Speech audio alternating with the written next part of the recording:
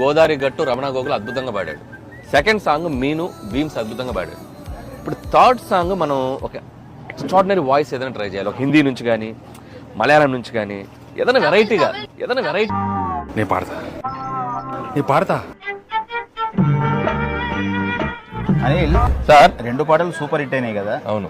ఇప్పుడు ఈ సంక్రాంతి సాంగ్ ఎవరు పాడుతున్నారు సార్? నాకైతే సంక్రాంతి సాంగ్ చాలా అద్భుతమైన వాయిస్. అంటే నాకేదో బాంబే మలయాళం. నేను పాడతా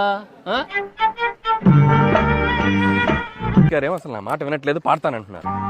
హిస్ వాయిస్ ఇస్ ఓకేనా? అరే go for some big singer. నేను అదే అనుకుంటున్నాను.